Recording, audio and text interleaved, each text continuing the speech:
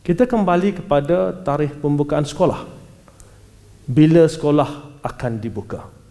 Pertama sekali, untuk murid sekolah rendah, murid prasekolah, murid tahun 1 dan murid tahun 2 di seluruh negara akan hadir ke sekolah bermula pada 1 Mac 2021.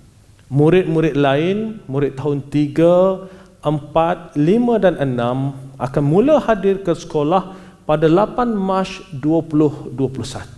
Mungkin ada yang tertanya-tanya mengapa murid prasekolah tahun 1 dan tahun 2 hadir lebih awal ke sekolah.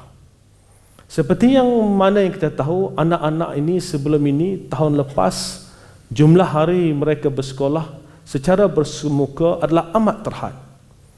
Oleh yang demikian, bagi membolehkan anak-anak ini membiasakan diri dengan SOP di sekolah, khususnya anak-anak yang baru masuk ke tahun 1 sebagai contoh, maka KPM telah membuat keputusan supaya murid prasekolah, murid tahun 1 dan murid tahun 2 akan ke sekolah terlebih dahulu.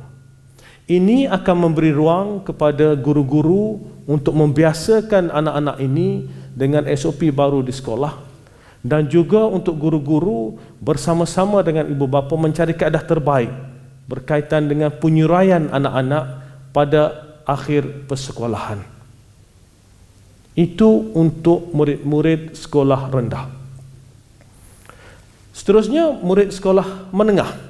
Tentu ada yang bertanya bila, dan tarikh untuk murid sekolah menengah adalah pada 4 April 2021 bagi kumpulan A, iaitu negeri Johor, Kelantan, Terengganu dan Kedah.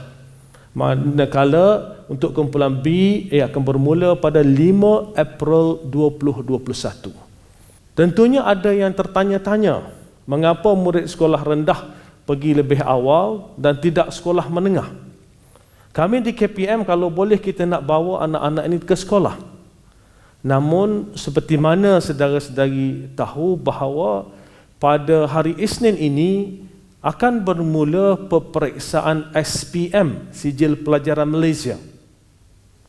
Peperiksaan SPM kali ini amat berbeza kaedah pelaksanaannya berbanding dengan SPM tahun-tahun sebelum ini. SOP untuk peperiksaan SPM adalah amat terperinci dan amat ketat bagi memastikan anak-anak kita yang akan menduduki SPM bermula pada hari Isnin ini dapat menduduki peperiksaan dalam keadaan tenang dan juga selamat. Berbeza dengan tahun-tahun sebelum ini, biasanya Dewan Peperiksaan ini hanya satu sahaja. Namun untuk SPM kali ini bukan sahaja Dewan Peperiksaan perlu disediakan, tetapi kita juga menyediakan bilik alternatif. Sekiranya berlaku apa-apa melibatkan murid dalam Dewan Peperiksaan, ada bilik alternatif yang boleh digunakan. Selain daripada itu, kita sediakan juga bilik khas. Ada keadaan mungkin calon-calon menunjukkan gejala, dan apabila sampai di sekolah, namun suhu badannya tidak begitu tinggi. Jadi sebagai langkah untuk keselamatan, murid-murid ini akan ditempatkan di bilik khas. Ada juga bilik isolasi yang perlu disediakan. Selain daripada itu, bilik transit juga perlu disediakan. Bilik transit adalah untuk murid-murid yang mungkin ada kertas peperiksaan sebelah pagi dan perlu ada sedikit ruang masa sebelum menduduki kertas peperiksaan sebelah petang, maka perlu ada bilik transit untuk anak-anak ini. Memandangkan keperluan logistik, bilik-bilik di sekolah cukup banyak, maka sekiranya kita bawa balik mana-mana murid atau mana-mana tingkatan ke sekolah, ianya akan memberi kesan kepada ruang-ruang yang kita perlu sediakan untuk tujuan peperiksaan SPM. Oleh yang demikian, KPM mengambil keputusan bahawa semua murid sekolah menengah akan kembali semula ke sekolah selepas tamat cuti pertengahan penggal.